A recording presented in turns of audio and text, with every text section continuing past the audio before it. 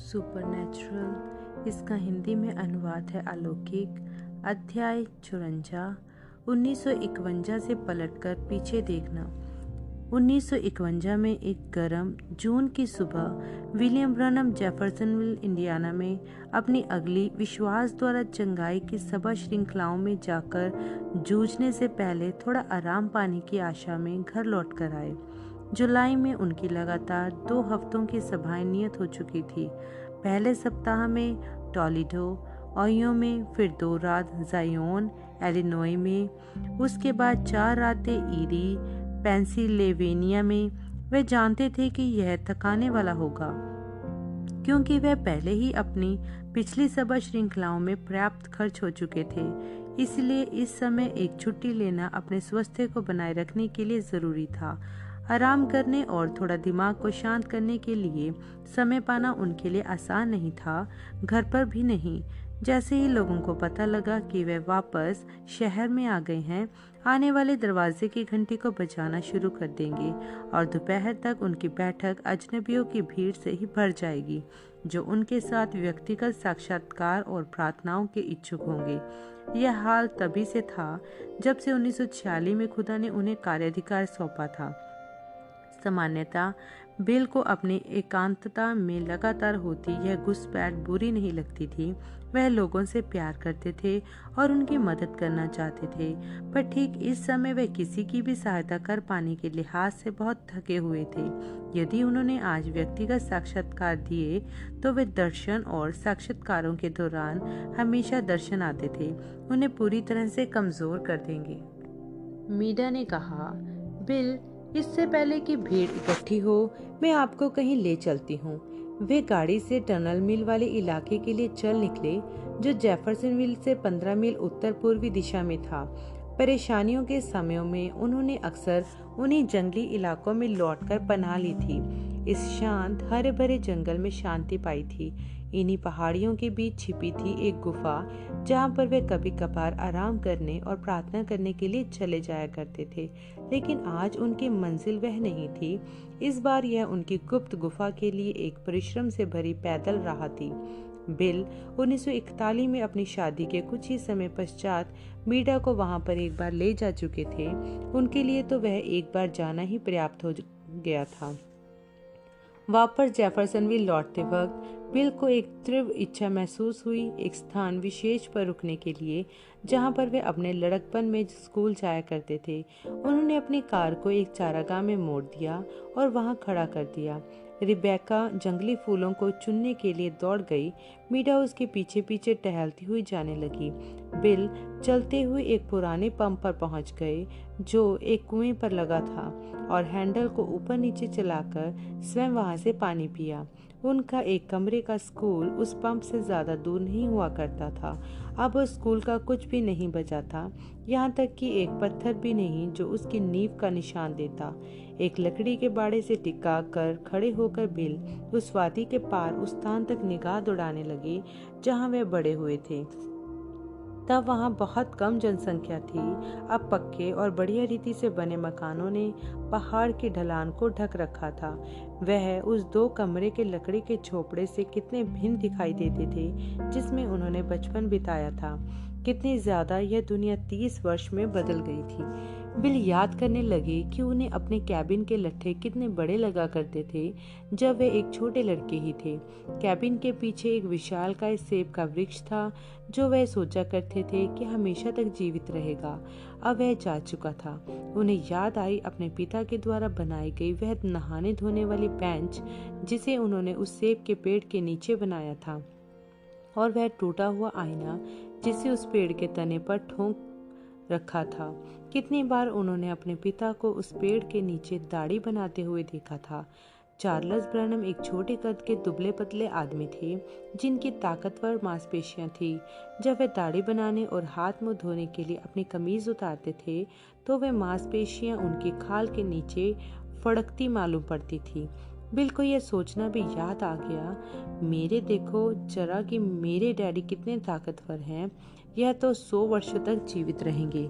लेकिन वह नहीं रहे।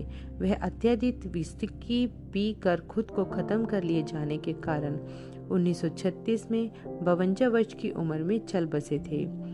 कैबिन के सामने एक सोता हुआ करता था। बिल ने सोचा कितनी बार उन्होंने वह देवदार की लकड़ी की भारी बाल्टी को उसमें सोते के पानी तक उतारा और डुबाया था। 10 बच्चों में सबसे बड़ा होना मुश्किल रहा था। उनके माता पिता उनसे काफी अधिक अपेक्षाएं करते थे। वे अपने भाई एडवर्ड से कैंडी के बदले अपनी जगह घर गृहस्थी के काम करवाया करते थे। अब वह सोता भी नहीं रहा था, बेशक किसी बुलडोजर के द्वारा भर दिया गया था। बिल ने एडवर्ड का विचार आते ही उमड़ पड़े आंसुओं को किसी तरह रोका। हालांकि एडवर्ड उनसे 1 साल छोटा ही था। उन दोनों ने एक साथ ही स्कूल जाना शुरू किया था। वे कठिन वर्ष थे। उनका परिवार इतना गरीब था कि ना तो उनके और ना ही एडवर्ड के पास पर्याप्त कपड़े थे। 1917 की उन सर्दियों की शुरुआत में बिल बगैर कमीज के ही स्कूल जाया करते थे। जब बर्फ पड़ने लगी, एक पड़ोसी महिला को उन पर दया आ गई और उन्होंने एक कोट दे दिया। उन सारी सर्दियों भर बिल उस कोट को हर मिनट पहने रहते थे, जबकि वह स्कूल में बैठे होते, ताकि दूसरे बच्चे ये ना जान पाएं कि वह कमीज नहीं पहने हैं। दोपहर की छुट्टी के समय बच्चे दुकानों से खरीदे अपने स्लेडों को लेकर स्लेडिंग करने जाया करते थे। बिल और एडवर्ड ने कूड़े से एक पुराना तश्तरी नुमा ढक्कन उठाकर उसको स्लेड बनाकर काम चलाया, जब तक कि उसका जंग लगा पैंदा घिस कर निकल ही न गया। दोपहर को वह और एडवर्ड अपने दिनहीन थोड़े से भोजन को खाने के लिए ओयो नदी के किनारे जाया करते थे। दोनों के पास मिलाकर दोपहर का भोजन लाने के लिए केवल एकमात्र ही डिब्बा था। उसी को दोनों अपने बीच में एक लट्ठे पर रख लेते थे। फिर सावधानी पूर्वक अपने राजमों और मक्के को बराबर बराबर हिस्सों में बांट लेते थे। बिल को याद आया कि कैसे एक बार उनकी माँ ने दोनों के लिए पॉपकॉर्न की एक दावत बांध कर दी थी। बिल चुपचाप अपनी कक्षा से बाहर सरक कर निकल आए थे कि चोरी छिपे अपने हिस्से से थोड़ा ज्यादा उसमें से खा ले। ओह, अपने भाई से यूं बेईमानी करने के कारण कितना ज्यादा पछतावा उन्हें होता आया था। यह 1917 में पहले विश्व युद्ध के दौरान हुआ था। सुबह की रीति कभी बदलती नहीं थी। स्कूल की घंटी बजाने के बाद श्रीमती टेम्पल अपने छात्रों को स्कूल के अहाते में इकट्ठा करती थी, उन्हें एक ही पंक्ति में लगाती थी, अनुशासन बनाने के लिए एक लचीली संटी का इस्तेमाल करती थी। झंडे के समक्ष शब्द दोहराने के पश्चात वे फिर स्कूल के कमरे की ओर घूम जाते थे। एक हाथ अपने सामने खड़े साथी के कंधों पर रख लेते और कदम ताल करते हुए अंदर चले जाते थे। प्रत्येक छात्र की उस पंक्ति में एक निर्धारित जगह थी। बिल को अभी भी वह क्रम याद था।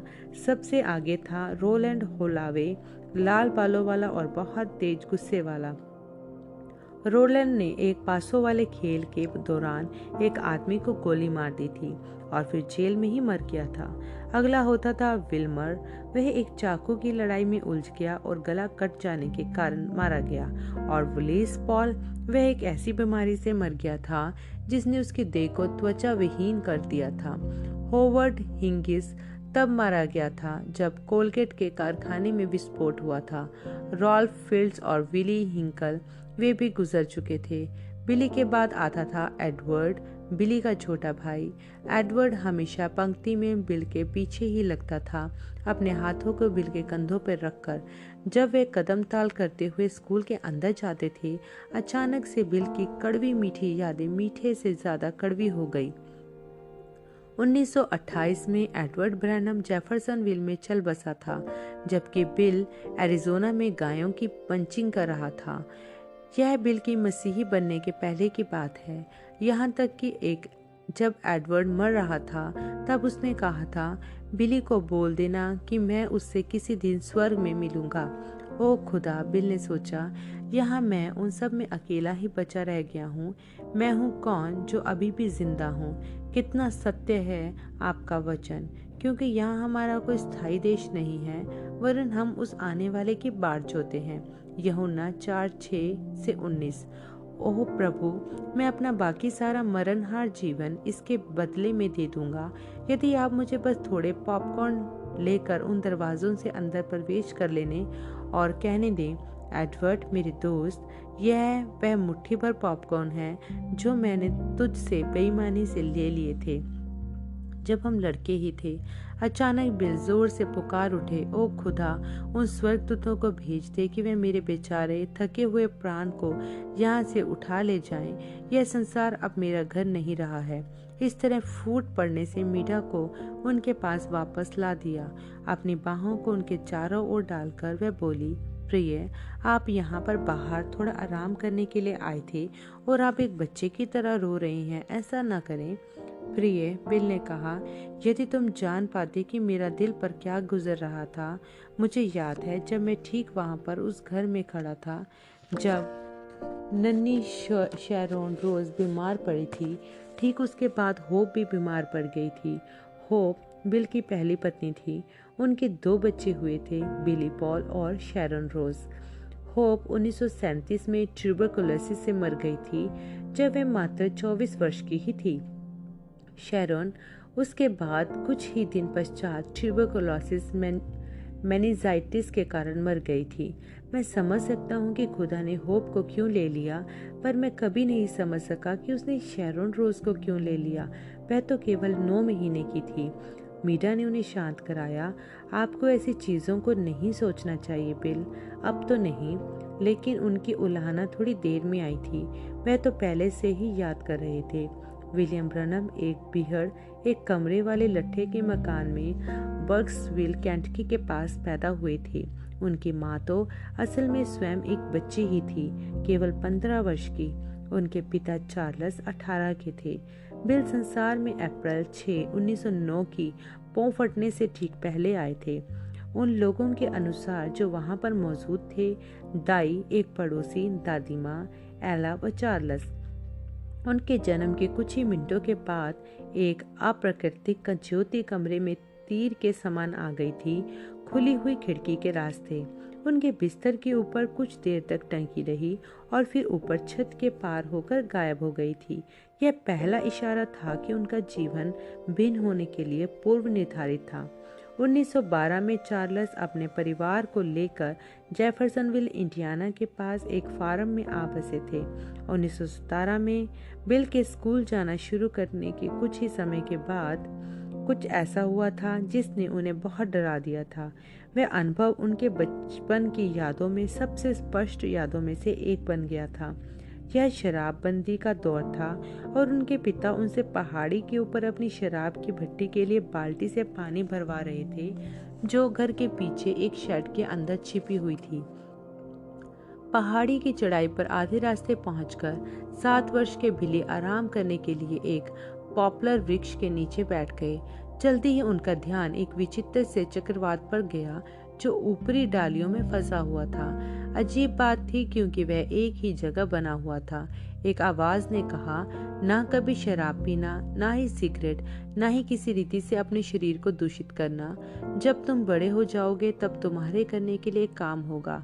बिली ने अपनी पानी की बाल्टी वहीं छोड़ी और अपनी माँ को आवाज लगाकर चीखते हुए सीधे घर की ओर तेजी से भाग निकले। वह उस आवाज को कभी भूल नहीं सकते थे और उन्होंने जब कभी उस आदेश की अवज्ञा करने का प्रयास किया, कुछ ऐसा जो उनकी समझ से बहुत परे था, हमेशा उन्हें रोक दिया करता था। इन अनुभवों के बावजूद बिल खुदा से दूर रहकर बड़े हुए। 23 वर्ष की उम्र में न्यू एल्बनी गैस कंपनी के लिए काम करने के दौरान गैस का धुआं उन पर हावी हो गया था। इस दुर्घटना ने उनके स्वास्थ्य पर गंभीर प्रभाव डाला। उनके सिर व पेट में लगातार दर्द होता रहता था और उनकी आंखों में गंभीरता से दृष्टि दोष पैदा हो गया था। उनका डॉक्टर, जो बीमारी की वजह जानने का प्रयास कर रहा था, पूरी तरह चकरा गया था। अंततः उसने यह निर्णय लिया कि बिल को अपेंडिक्स सूज आ गई है और उसे निकालना जाना जरूरी है। ऑपरेशन के तुरंत बाद में ही जब बिल अस्पताल के कमरे में लेटे हुए थे, उन्हें ऐसा महसूस हुआ कि उनकी जान निकल रही है। उन्होंने नर्स को बुलाने का प्रयास किया, लेकिन वह बस फुसफुसा ही सके थे। जैसे जैसे उनके दिल की धड़कन गिरती गई, वह कमरा बदल गया और उन्हें ऐसा लग रहा था जैसे कि वह एक अंधेरे सर्द जंगल से होकर गुजर रहे हैं। मौत उनकी घात में है। कुछ दूरी से उन्हें आती हुई हवा की आवाज सुनाई दी।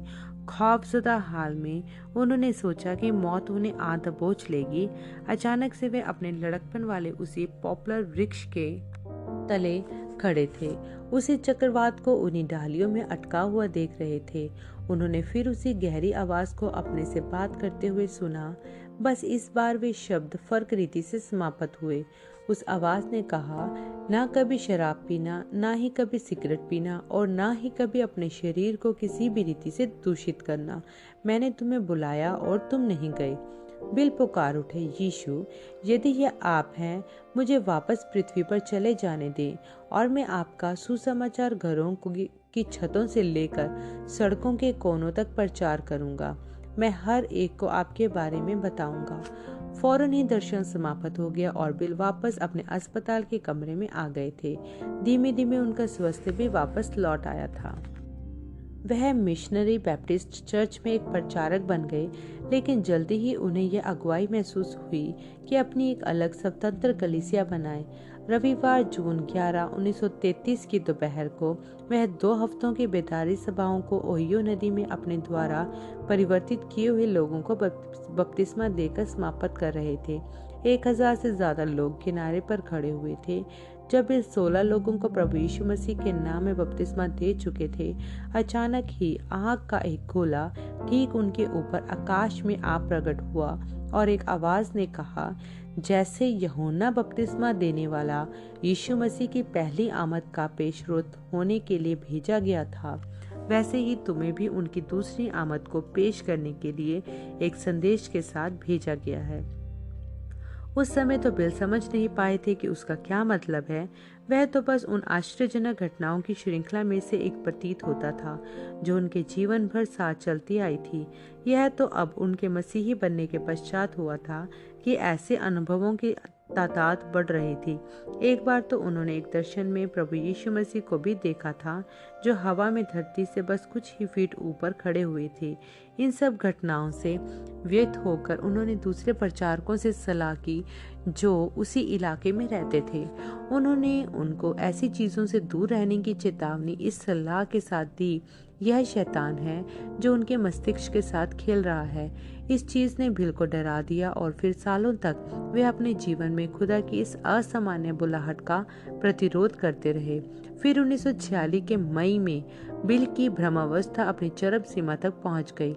स्वयं को जंगल के एक कैबिन में अकेलेपन में जाकर उन्होंने ये कसम खाई कि वे उस जंगल में से बाहर निकलकर नहीं आएंगे जब तक खुदा उनसे मुलाकात नहीं करेंगे और उन्हें उनकी विचित्र जिंदगी का अर्थ नहीं बताएंगे। कई घंटों तक वे अपनी वेदना युक्त अनुभूतियों को प्रार्थना में उंडेलते रहे, फिर चुप हो गए। हालांकि मध्यरात्रि की घड़ी बीत चुकी थी, नींद उनके मन से कहीं दूर थी। बिल गुप्त अंधेरे में बैठे प्रार्थना कर रहे थे, सोच रहे थे और सुन रहे थे। अचानक ही उन्होंने हवा में सुई की नोक बराबर ज्योतिपुंज को देखा, जो कि बढ़कर आग के एक गोले में तब्दील हो गया, जिससे पूरे कैबिन में उजाला हो गया। फिर उन्होंने पदचाप सुनी। उस ज्योतिपुंज में से ही सफेद अंग वस्त्र पहने हुए एक पुरुष नंगे पांव बाहर कदम रख कर निकल आया। वह 6 फीट ऊंचा और कम से कम 200 पाउंड का तो रहा ही होगा। घने काले बाल उसके कंधों तक लंबे थे।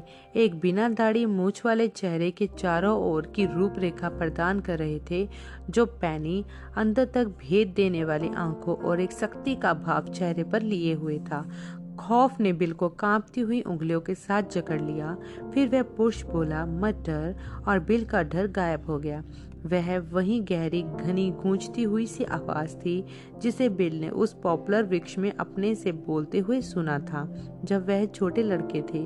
वह पुरुष बोलता गया, वह सर्व सामर्थी खुदा की उपस्थिति से भेजा गया हूँ ताकि तुम्हें तुम्हारी अजीब पैदाइश और गलत समझी गई जिंदगी के विषय में बता दूं, जो यह इंगित करने के लिए है कि तुम्हें दिव्य चंगाई के एक वरदान को लेकर संसार के लोगों के पास जाना है। यदि तुम सत्यनिष्ठ बने रहो, जब प्रार्थना करो और लोगों का विश्वास अपने पर करवा सको, तो तुम्हारी प्रार्थना के आगे कुछ भी ठहर नहीं सकेगा, कैंसर तक नहीं। तुम पृथ्वी के कई हिस्सों में जाओगे और राजाओं, शासकों और हाकिमों के लिए प्रार्थना करोगे। तुम संसार भर में भीड़ की भीड़ को प्रचार करोगे और हजारों तुम्हारे पास सम्मति लेने आया करेंगे। तुम्हें उनको यह बताना जरूरी होगा कि उनके विचार स्वर्ग में उनके शब्दों से कहीं ऊंची आवाज से उच्चारित होते हैं। बिल ने विरोध किया कि वह इस असाधारण कार्य को पूरा करने के लिए बहुत गरीब और अशिक्षित है, यह बहस करते हुए कि कोई भी उनका विश्वास नहीं करेगा। स्वर्गदूत ने कहा, जैसा मूसा नबी को 2 चिन्ह दिए गए थे, यह साबित करने के लिए कि वह खुदा की ओर से भेजा गया है, निर्गमन 3, वैसे ही तुम्हें भी 2 चिन्ह दिए जाएंगे। पहला, जब तुम किसी व्यक्ति का दाहिना हाथ अपने बाएं हाथ में थामोगे, तुम्हें पता चल जाएगा कि कोई भी जीवाणु के कारण होने वाली बीमारी से ग्रस्त है कि नहीं। उन कंपनों के माध्यम से जिन्हें तुम अपने बाएं हाथ में महसूस करोगे, तब फिर तुम उस व्यक्ति के लिए प्रार्थना करना। यदि तुम्हारा हाथ फिर से सामान्य हो जाए, तो फिर तुम उस व्यक्ति को चंगा हो चुका घोषित कर सकते हो। यदि वह फिर से सामान्य ना हो, केवल आशीष मांगना और आगे बढ़ जाना। खुदा के अभिषेक के तले तुम अपने विचारों को सोचने का प्रयास मत करना। यह तुम्हें दिया जाएगा कि तुम्हें क्या बोलना है। यदि तुम दीन, नर्म और सत्यनिष्ठ बने रहोगे, तो ऐसा ही होगा कि तुम दर्शन के माध्यम से उनके दिलों तक में छिपे भेदों को भी बता दोगे। तब फिर लोगों को तुम पर विश्वास करना ही होगा। यह सुसमाचार को सामर्थ्य में होते हुए शुरू कर देगा, जो कि मसीह की दूसरी आमद को ले आएगा। जेफरसनविल वापस आकर बिल ने अपनी कलीसिया को स्वर्गदूत के आकर मुलाकात करने वाली घटना को बताया। कलीसिया के एक सदस्य ने अपने कामकाज की जगह पर यह कथा दोहरा दी। यह विलियम मार्गन के ध्यान को इस ओर ले आया, जिसकी पत्नी कैंसर से मर रही थी। चूंकि डॉक्टर उसकी पत्नी के लिए जवाब दे चुके थे, श्रीमान मार्गन ने सोचा कि उनके पास प्रार्थना हेतु अपनी पत्नी को विलियम ब्रनम के पास ले जाने में कोई नुकसान की गुंजाइश तो है नहीं। विलियम मार्गन अपनी बेहोश पत्नी को एक स्ट्रेचर पर डालकर चर्च ले आए। जब बिल ने उसके दाहिने हाथ को अपने बाएं हाथ में थामा, उन्हें बड़ी ही अजीब अनुभूति हुई। उनकी कलाई और बांह का उससे ऊपर का हिस्सा बहुत तीव्रता से कंपित होने लगा, जैसे कि उन्होंने एक धीमी बिजली की धारा को छू लिया है। संपंदन पूरी बांह के रास्ते बढ़ते हुए उनके दिल तक पहुंचने लगे। उनकी कलाई खड़ी रुक गई थी। उनके हाथ के पृष्ठ भाग की त्वचा लाल हो गई थी और छोटे छोटे सफेद चकत्तों की एक बनावट उभर आई थी। जब उन्होंने यीशु मसीह से उस मरती हुई स्त्री को चंगा करने की प्रार्थना की, वे कंपन बंद हो गए। तुरंत ही बिल का हाथ अपने सामान्य अवस्था में लौट आया। तब उन्हें यह समझ में आया कि वे कंपन कैंसर के जीवन की उस दुष्ट आत्मा से आ रहे थे, जो उस स्त्री के शरीर को बर्बाद कर रही थी। अब वह दुष्ट आत्मा चली गई थी। बगैर किसी संदेह के मन में आए बिल ने घोषित कर दिया, श्रीमान आप ना डरें, क्योंकि प्रभु यूं फरमाते हैं, आपकी पत्नी जीवित रहेगी। मार्जी मार्गन इतनी जल्दी स्वस्थ हुई कि कुछ ही दिनों के अंदर उसके चकराए हुए डॉक्टर ने उसे अस्पताल से छुट्टी दे दी। वह संपूर्णता से अच्छे स्वास्थ्य के साथ चलती हुई आ गई। इस चमत्कार की खबर पूरे मसीही दायरों में फैल गई, जिसके कारण सेंट लुइस, मिसौरी और श्रीपोर्ट, लुजियाना जैसे सुदूर इलाकों से भी प्रचारक बिल को उनसे अपने इलाके में आने की और बेदारी सभाएं करने की गुजारिश करते हुए पत्र लिखने के लिए प्रोत्साहित हो गए। बिल ने इंडियाना लोक सेवा कंपनी से अपनी नौकरी छोड़ दी और जेफरसनविल के ब्रनम टैबरनेकल के पास्टर के ओहदे से भी स्वयं को पीछे ले लिया, ताकि वे पूर्ण रूप से एक सुसमाचार प्रचारक का काम कर सकें। उन्होंने सारे संयुक्त राज्य और कनाडा में विश्वास द्वारा चंगाई वाली सभा श्रृंखलाएं करने के लिए व्यापक रीति से यात्राएं करना शुरू कर दिया। उनके हाथ वाले चिन्ह और उसके बाद होने वाले आश्चर्य कर्मों के कारण लगातार बढ़ती हुई भीड़ खींच कर आने लगी थी। जब कभी बिल किसी व्यक्ति का दाहिना हाथ अपने बाएं हाथ से थामते थे, तो यदि वे व्यक्ति किसी जीवाणु के कारण पैदा होने वाली बीमारी से पीड़ित होता था, बिल का अपना बायां हाथ लाल हो जाता था और सूज जाता था। वे किसी भी जीवाणु को या फिर विषाणु उत्पन्न बीमारी को उन सफेद चकत्तों की बनावट से पहचान लेते थे जो उनके सूजे हुए बाएं हाथ के पृष्ठभाग में प्रकट हो जाते थे। लोगों को उनको बताने की भी जरूरत नहीं पड़ती थी कि उन्हें क्या बीमारी है, वही उनको बता देते थे और हर बार वह सही होते थे। मरीज के लिए प्रार्थना करने के बाद यदि बिल के हाथ की सूजन चली जाती थी, तो वे जान जाते थे कि दुष्ट आत्मा निकल चुकी है, वह व्यक्ति चंगा हो गया है। प्रत्येक सभा में खुदा की ओर से इस नाटकीय चिन्ह को देखने के लिए हजारों लोग आकर जुटते थे और सैकड़ों प्रार्थना करवाने के लिए जमा होते थे। ऐसी भारी जरूरत को देखते हुए बिल ने स्वयं को बेरहमी के साथ झोंक डाला था। बीमार लोगों की पंक्तियों के लिए प्रार्थना करने में 3, 4, 5 और कभी कभी तो लगातार 6 घंटों तक रात बर रात, महीना दर महीना, बहुत ही कम समय की छुट्टी लेकर 2 साल तक इस थका देने वाले काम को करने के बाद वह नाड़ी दोष से पीड़ित हो गए, जिसके कारण वह 6 महीनों के लिए सेवकाई को छोड़ने के लिए मजबूर हो गए। जब वह फिर से प्रभु की सेवा करने को निकले और वह और बुद्धिमान, ज्यादा सतर्क आदमी थे। 1949 में उनके सेवकाई में दूसरा चिन्ह प्रकट हुआ, ठीक जिस तरह दूत ने कहा था कि वह होगा। बिल रिजाइना स्कैचुएन में एक प्रार्थना सभा कर रहे थे। एक अधेड़ उम्र की महिला प्रार्थना पंक्ति में आई। इससे पहले कि बिल अपने हाथ रोग का पता लगाने के लिए ले पाते, उन्होंने उसे एक दर्शन में एक छोटी लड़की के रूप में देखा। उन्होंने उसकी समस्या को देखा और वे जान गए कि वह प्रार्थना करवाने के लिए क्यों आई है। फिर उन्होंने उसका भविष्य देखा, एक भविष्य जिसमें वह बिल्कुल ठीक थी। उस रात शुरू होकर उस दूसरे चिन्ह ने दर्शन के द्वारा परख लेना प्रत्येक सभा में पहले चिन्ह को कहीं पीछे छोड़ दिया। यह नहीं कि हाथ वाला चिन्ह उन्हें कभी छोड़कर गया था, वह नहीं गया, वह उसे कभी भी इस्तेमाल कर सकते थे जब उपयुक्त समय लगे।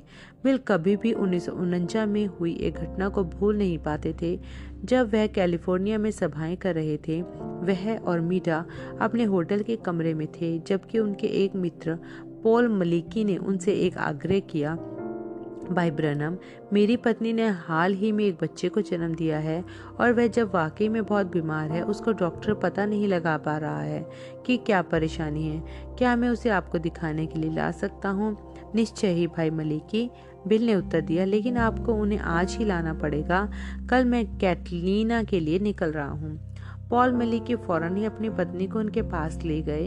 बिल तुरंत ही देख सकते थे कि वह बहुत बीमार स्त्री थी। उन्होंने कहा, बहन मलिकी, अपना हाथ मेरे हाथ पर रखें, हम देखेंगे कि प्रभु हमें क्या बताते हैं कि यह क्या है।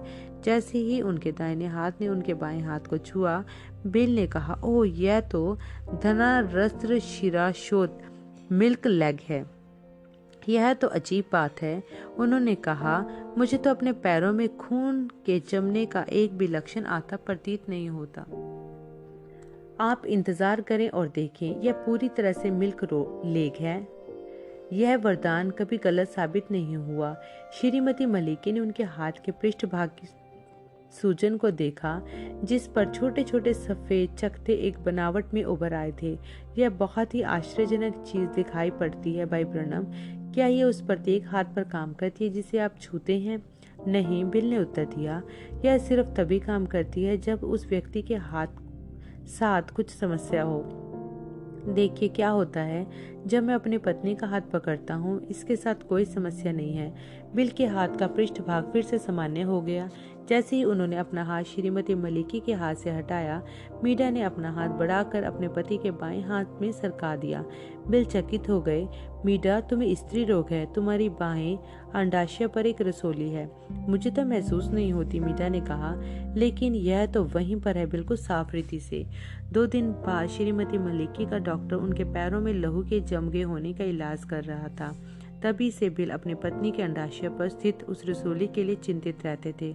हाल ही में उन्हें मौका मिला था कि उसे फिर से जांचें। 19 मार्च 1951 को वे मीरा को अपनी दूसरी बच्ची सारा के जन्म के लिए अस्पताल ले गए।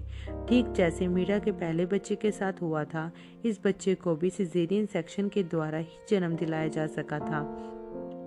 जब उसे ऑपरेशन के लिए तैयार किया जा रहा था, बिल ने डॉक्टर डिलमैन से कहा, जब आप उसे खोलें तो उसकी बाईं ओर के अंडाशय पर एक निगाह डालिएगा और यदि उस रसोली को वहां पाएं तो उसे निकाल दीजिएगा। बाद में डॉक्टर डिलमैन ने बताया, उसके अंडाशय के साथ कोई गड़बड़ी नहीं थी जहां तक मैं उसे देख सका। आशा के साथ बिल ने अपनी पत्नी का दायां हाथ अपने बाएं हाथ में थामा। दुर्भाग्यवश उन्हें अपने हाथ का पृष्ठभाग फूला हुआ और लाल ही दिखाई दिया। वे जानते थे कि रसोली अभी भी वहीं पर है। एक बादल ने चराई को अपनी छाया से ढक लिया। अब नदी से आती हवा ठंडी और सर्द महसूस होने लगी। बिल की यादों के सिलसिलेवार दिव्य स्वप्न में खलल पड़ गया जब मीरा ने थोड़ा कंपकपाते हुए सलाह दी कि अब घर चलने का समय हो गया है। बिल अपनी पत्नी के चेहरे को उसके कोमल गालों और भली आंखों के सराहना में निहारने लगे। वह सिर्फ 32 वर्ष की ही थी, लेकिन अभी से उसके काले बालों में सफेदी की लकीर आ गई थी। बिल के अनुसार उन सफेद होते बालों का कारण उनके घर लौटने पर उन्हें लोगों की भीड़ से बचाए रखने के उनके प्रयास थे। कितनी गहराई से वह उससे प्यार करते थे, कितना भयावह होगा उसे भी उसी तरह से खो बैठना जैसा वे अपनी पहली पत्नी होप को खो चुके थे। निश्चय ही प्रभु ऐसा कभी नहीं होने देंगे। बिल ने नन्ही रेबेका को उसकी जंगली फूलों के गुलदस्ते समेत उठाया और उठाकर वापस कार में ले गए।